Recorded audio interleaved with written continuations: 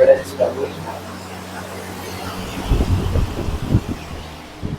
बेटा ये क्वेश्चन देखो कितना अच्छा, आसान क्वेश्चन है बहुत, लेकिन समझने लायक सा वो क्वेश्चन।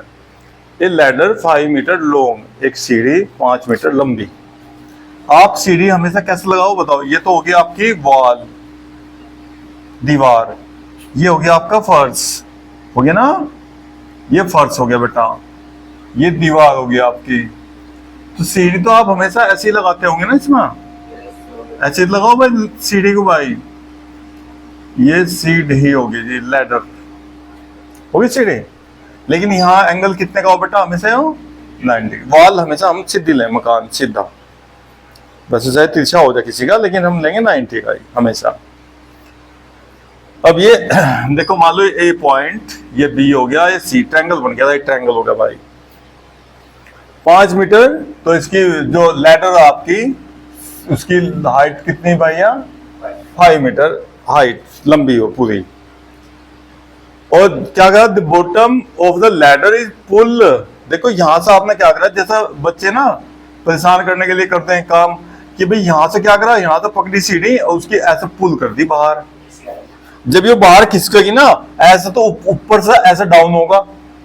जिसकी हाइट है बेटा, ये वॉल की हाइट है मान लो h है, तो ये ऊपर से नीचे चलेगी ना सीढ़ी, यहाँ से नीचे चलेगी। जब ये इधर से इधर करोगे आप, तो ये हाइट पूछ रहे, देखो भाई क्या क्या निकालना बेटा। देखिए ladder is pulled along the ground, मतलब जैसे दूर। देखो इसमें देखो बेटा, अवे फ्रॉम द वॉल, दीवार से दूर। आप इसे ऐसे भी कर सको, तो ऐसा करते तो हाइट ऊपर बढ़ती जाती इधर, क्योंकि ऐसा ऐसा टर्न करती फिर, ठीक है।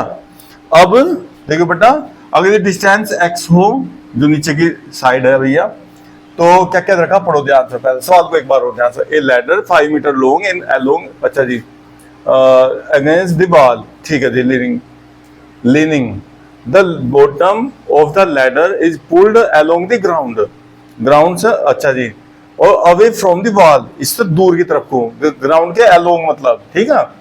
और रेट दे दिया बेटा इसका, देखो 2 सेमी पर सेकेंड। अब हमने डिस्टेंस x मान ली, तो गिवन में क्या लिखते हैं भैया आप? dx अपॉन dt, कितना वैल्यू रखी बेटा? 2 सेमी पर सेकेंड। अब देखो ये सेमी है तो मीटर, देखो ध्यान रखिए, यूनिट में गड़बड़ हो गया भाई, अभी यूनिट ही करनी पड़ेंगे इनकी बेटा आपको, है ना।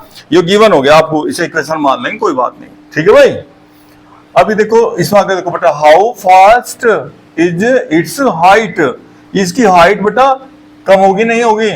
ऑन द, देखो बेटा, वॉल डिक्रीजिंग, पक्का कम होगी ना हाइट, यही निकालना। हाउ फास्ट मतलब जो आपको फाइंड क्या करना बेटा, फाइंड करना जी आपको dh अपॉन dt, ये हो गया आपका क्वेश्चन मार्क, जो आपको निकालना क्या आपको? dh upon dt। हाइट किस स्पीड से कम हो रही है? नीचे होगी ना, ऊपर से लैडर, ये इसका जो टॉप होगा ऐसा होगा नीचे भाई, जो कि बॉटम को आप ऐसे खाए थे, आप नीचे से लैडर को पकड़ कर भाई। अब देखो वैन, अब बेटा देखो बाद में अगर कहीं आपके x h ये बच जा सोल्व करते समय क्वेश्चन को, तो इसने क्या दे दिया बेटा, अगर देखो when the foot of the ladder is 4 meter away from the wall, यानी x की वैल्यू कितने रखी बेटा? 4 मीटर। फिर तो हम h भी हाइट निकाल सकते, दीवार पर कितना हाइट तक जा रही भाई। राइट ट्रायंगल लगा दो बेटा, बताओ इसमें राइट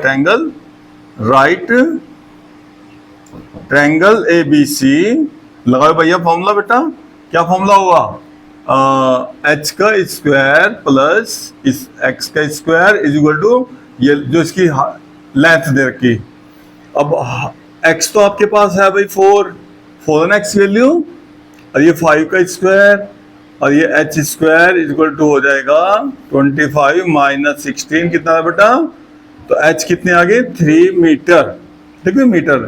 देखो मीटर और पता लग गया हमें कितना, शुरू में कितने हाइट पर थी सीढ़ी? 3 मीटर थी। वो हमें रेट निकालना, वो लगा बेटा कितनी किस स्पीड से कम हो रही है ना, वो अलग सिस्टम होगा। अब देखो भैया ये आपके पास 3 मीटर भी आ गया, 4 मीटर 5 मीटर। अब ये फाइंड क्या करना, देखो आपको बेटा हाउ फास्ट इज हाइट, ये हाइट निकालना, dh अपॉन dt की वैल्यू फाइंड करनी है आपको, ठीक है। तो अब गिवन क्या है आपके पास, dx अपॉन dt गिवन है बेटा।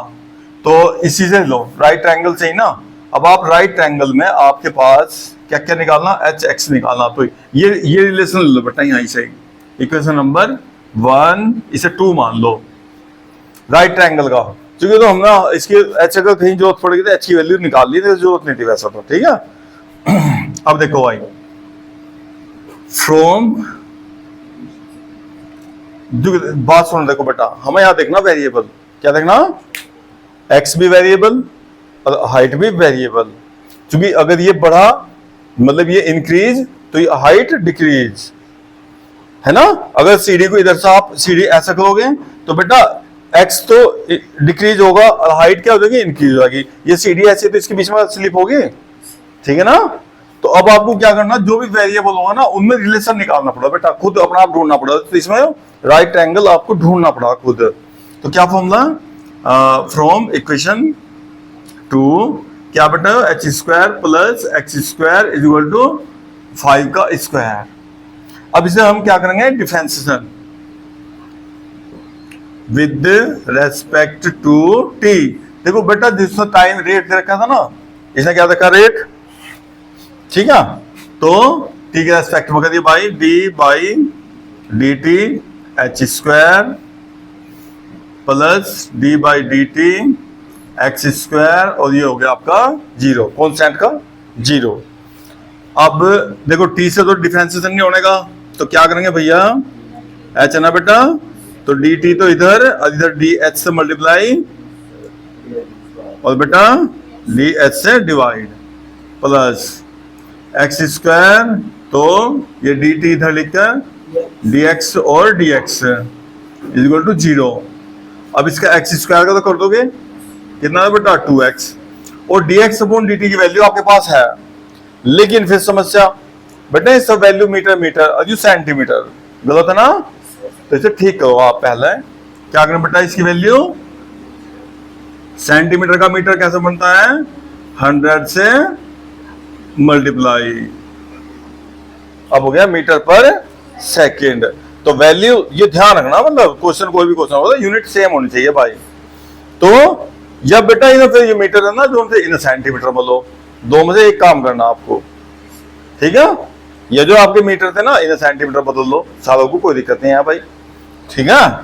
तो अब ये क्या होगा बेटा, ये dx अपॉन dt की वैल्यू बेटा फ्रॉम इक्वेशन 1, कितनी इसकी value 2 upon 100 is equal to 0।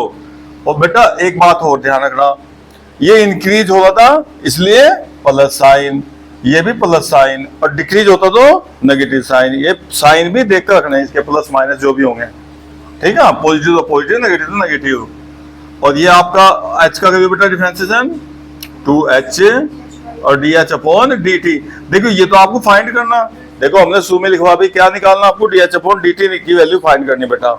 अब ये सब उधर भेज दो दूसरी साइड में बेटा, तो dh अपॉन dt बेटा इधर इसे ना माइनस में जाओ, माइनस ये 4x अपॉन 100, और जो ये मल्टीप्लाई में कहा जाएगा डिवाइड में भैया 2h हो गया बेटा, 2 से तो कट ही जाएगा, इसे भी डिवाइड कर दो।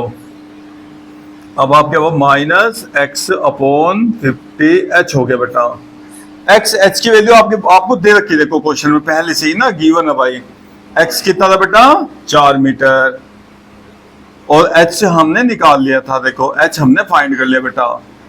ये इसलिए निकाल ले जाए जो बाद में ना क्वेश्चन जब सोल्व कर रहे हैं हम, तो वहां एक्स एच ये तो हमने ले रखे है भाई, तो इनकी वैल्यू बेटा रख देंगे वहां से। अब ये कितना आ गया, देखो माइनस साइन आया तो इससे पता लग रहा कि आपको ये डिक्रीज हो रहा, यानी अगर ये इंक्रीज तो हाइट क्या होगा, डिक्रीज हो रही भाई। वो बताना रेट ऑफ चेंज बेटा, देखो दे रखा है ऐसे ही, अब ऐसे देखा डिक्रीजिंग बता दिया ना कि घटेगी भाई, कभी आपकी समझ में ना हो, क्लियर ना हो, ठीक है। अब ये वैल्यू कैसा है, देखो dh अपॉन dt बेटा हमने मीटर में बदल रखा, तो ये तो मीटर पर सेकंड आ गई। अब जैसे उसने देखा, देखो हमें आंसर देखा था सेमी पर सेकंड में, तो हमें भी सेमी पर सेकंड में ही आंसर देना है। तो इसलिए चाहे तो आप इधर एक्स एच की वैल्यू पहले से ही सेंटीमीटर में बदल दो भाई, और नहीं तो जैसे हमने देखो मीटर में रखी ना, तो इसे सेमी में करके आंसर देंगे बेटा आप हमेशा। तो -4 और 55 और सॉरी 3 और इंटू 100 और ये बन गया आप सेमी पर सेकेंड 52 जा। और बेटा आंसर दे देंगे -8/3 सेमी पर सेकेंड के स्पीड से क्या हो रहा है, डिक्रीजिंग हो रहा, क्योंकि माइनस साइन ना, तो माइनस साइन किसी इंडिकेट कर रहा डिक्रीजिंग। ठीक है।